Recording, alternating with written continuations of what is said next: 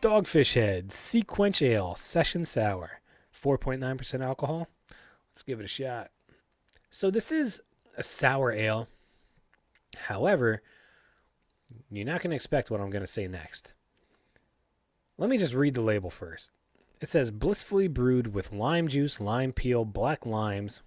It's a whole lot of limes. And sea salt. And I paused for the effect at the end when I said the sea salt.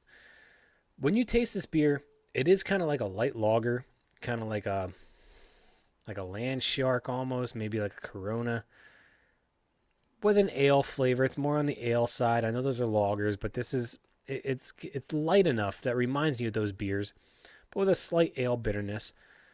And you do taste the lime. Now, it's not an overly power aggressive lime. It's a very subtle lime, slightly on the syrupy side. But I say the sea salt for the last, because when you do take a sip of it, you do get a little bit of that. It's a slightly sour because of how much lime. It's supposed to be sour. Limes are sour. But the sea salt kind of saves it. It kind of numbs it and kind of makes it more savory than anything else. With all the fruit in the beer, that sea salt kind of makes it more of a savory kind of... It sounds stupid, but it kind of saves the beer for how savory it is. It's almost like that sweet, sour pucker flavor, but it really does make the beer crisp. It's still light, but flavorful and almost refreshing.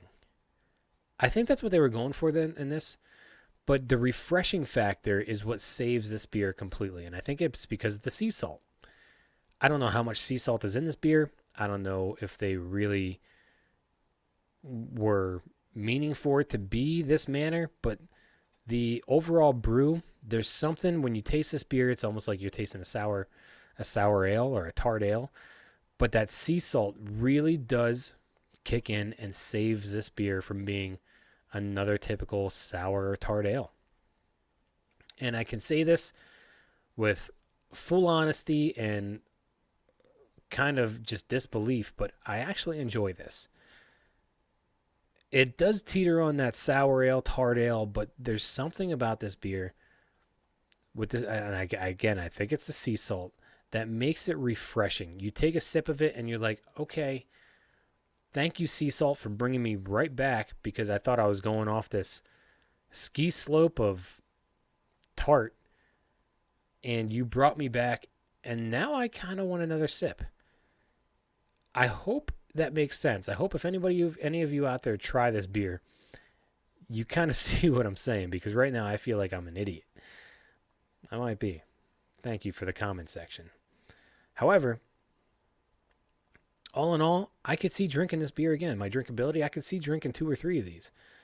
I just feel like I'm still not into the whole tart sour ale kind of thing, and I feel like it still teeters on that line, but it's saved. But again, I don't want to fight my taste buds or my brain. I want to go with something that I want to drink, and I feel like this would be right in that category of I don't know yet. This is clearly meant for the summer months. All the limes in it, the sea salt, how light it is. It's meant for drinking on a beach. On a scale of 1 to 10, I'm going to give this a 5.